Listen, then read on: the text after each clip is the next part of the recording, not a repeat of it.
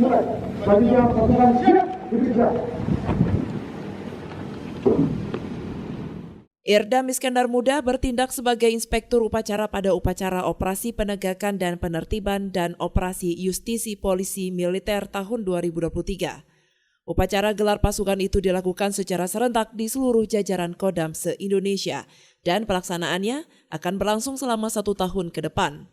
Upacara juga diikuti oleh perwakilan prajurit dari POM TNI Angkatan Darat, TNI Angkatan Laut, dan TNI Angkatan Udara.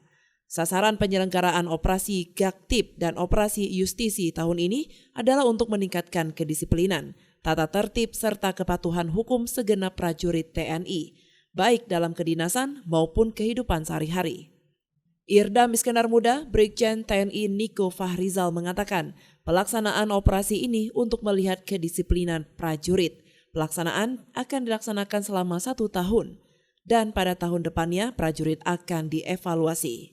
Irdam juga mengingatkan menjelang tahun politik agar prajurit TNI bisa bersikap netral dan mencegah arogansi prajurit TNI yang dapat merendahkan martabat dan citra TNI di kalangan masyarakat.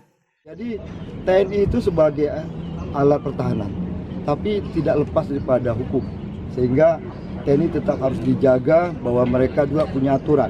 Bahkan aturan disiplin, sesudah itu ini selesai semuanya, di awal tahun depan diadakan evaluasi. Kenapa kok pelanggaran seperti tadi amanat Panglima TNI yang saya bacakan tadi menyatakan tahun kemarin terjadi peningkatan, terutama adalah tentang disiplin. Begitu memasuki pentahapan pilkada atau pemilu, Undang-Undang Nomor 7 Tahun 2017 tentang pemilu, Undang-Undang Nomor 10 Tahun 2016 tentang pilkada, di TNI itu langsung dikeluarkan buku saku dan diadakan sosialisasi bahwa kita harus netral. Kami tentara nasional, kami dari rakyat. Yang terbaik untuk rakyat itulah yang terbaik untuk TNI. Bukan begitu? Ya kan? Dari kami tidak boleh memihak siapapun. Yang dipilih rakyat itulah yang kami akan jaga netralitas TNI dan kami selalu mendukung terlaksana dengan baik. Dari Banda Aceh, Lala Nurmala melaporkan untuk Puja TV Aceh.